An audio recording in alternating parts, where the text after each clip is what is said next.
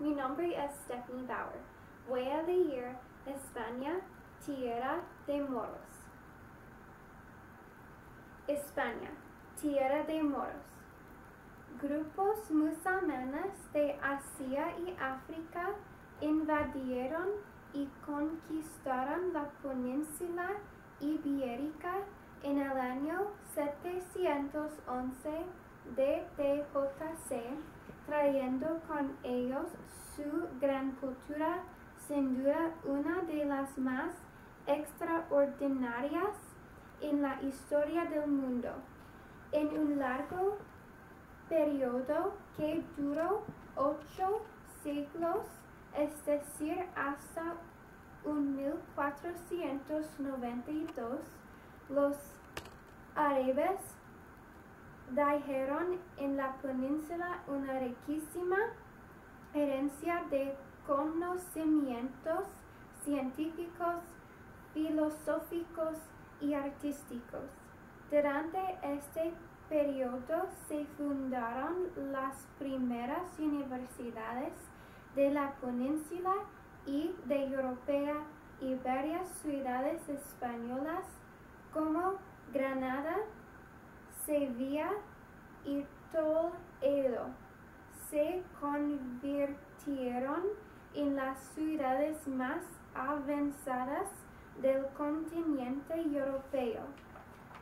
Gracias a la tolerancia religiosa de los árabes, esta etapa de dominio árabe en España se caracterizó por la convivencia entre principalmente 3 diferentes grupos étnicos y religiosos: los judíos, los musulmanes y los cristianos. En muchos casos hubo fusión de culturas como la de los españoles cristianos y los árabes, creando un nuevo grupo, los hispanoárabes. Los sabios hispanoárabes imitaron a sus maestros árabes y crearon bibliotecas y escuelas como la famosa Escuela de Traductores de la ciudad de Toledo. En esta se reunían musulmanes, judíos y cristianos para traducir al latín y al